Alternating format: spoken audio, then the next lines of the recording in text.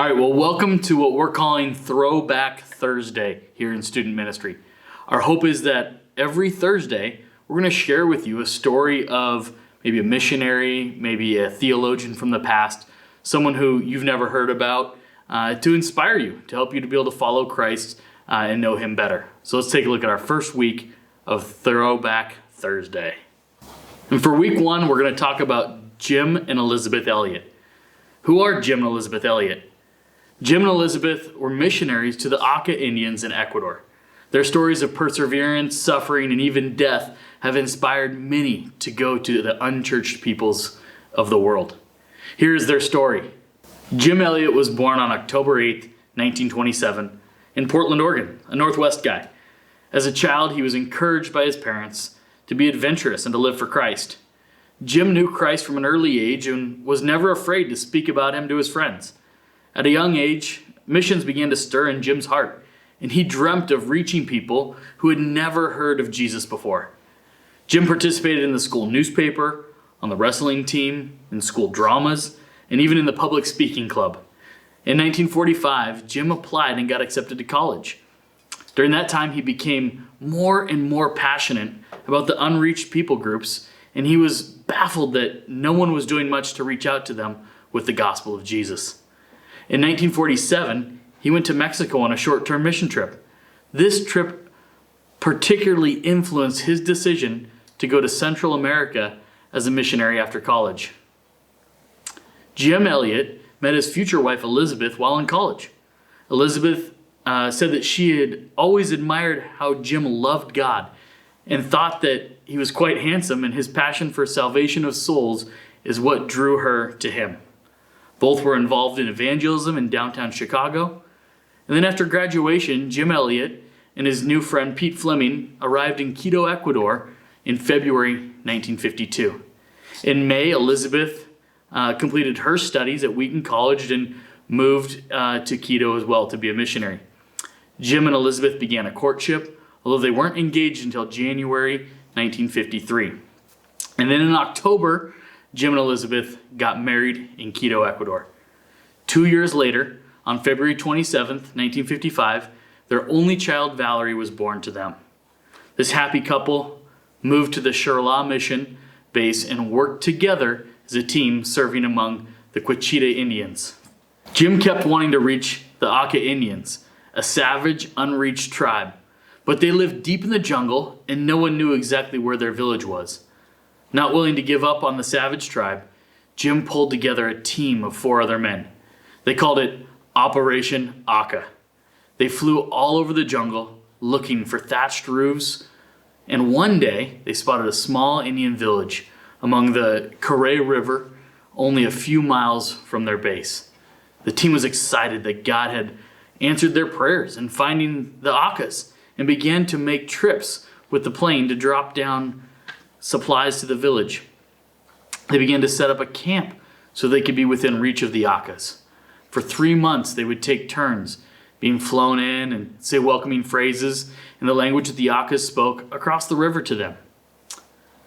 Elisabeth Elliot once said, "They went simply because they knew the Aucas belonged to God, because God was their creator and their redeemer. They had no choice but to willingly obey Him. And that meant obeying His command to take the good news to every nation." One day, on January 6, 1965, while the 5 missionaries were yelling out welcoming phrases across the river, 3 Indians, 2 girls, and 1 man emerged from the jungle. They were Aucas. The men welcomed them to their camp and showed them the airplane, shared with them yo-yos and different kinds of food that they had brought with them. The Auca man, who the missionaries called George, whose real name was actually Nankiwi, was interested in the plane, and they gave him a ride over his village. After the Indians left, the missionaries praised God for their encounter with them, and they were encouraged. They began making plans to reach the entire tribe for Jesus. Little do they know that when Nankiwi and the 2 women returned to the village, that they lied about the missionaries' intentions. The missionaries all went back in the missions base, and that night they continued to pray over the Auca Indians They continued to pray that they'd be reached with the gospel. And then 2 days later, on January 8th, 1956, the missionaries decided to go and see the Aucas would invite them to their village. After arrival on the river, they saw movement in the bushes and birds fly out of the trees. One of the men radioed to their wives back at the mission base and said that a large group looked to be on their way and be praying for a welcoming party. He promised to radio back at 4:30 p.m. to let them know how it went. And the radio was silent for hours. No message had come. The wives back at the base tried not to worry, but eventually a search and rescue party was sent out. Upon arriving to the beach, they found that the plane had been stripped of all the fabric and the wings were completely destroyed. Soon they found the bodies of the missionaries laying in the water with spears embedded in their backs. The 5 men had been killed in their attempts to reach the indigenous tribe in Ecuador. The wives grieved for their husbands, though they were thankful that they had been obedient to the call of the Lord. Many of the wives and their families stayed in ministry. After Jim Elliot's death, Elisabeth decided to continue working among the Quechua for 2 more years. While working with the Quechua, Elisabeth befriended an Auca woman who now lived with the Quechua. In October 1958, Elisabeth Elliot and her 3-year-old daughter Valerie went to go live with the very tribe that had killed her husband and her daughter's father.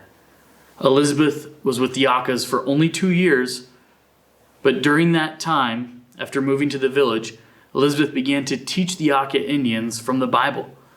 Her forgiveness and her acceptance of the tribe are what led them to accept Jesus Christ.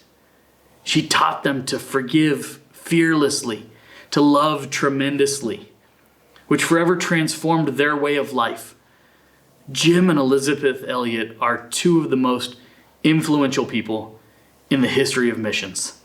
Their lives reflect a total devotion to Christ and to the message of the gospel. Their story continues to impact countless Christians all over the globe to this day. And they have sparked a passion in people to go to the unreached peoples around the world. My hope is that this does the same for you.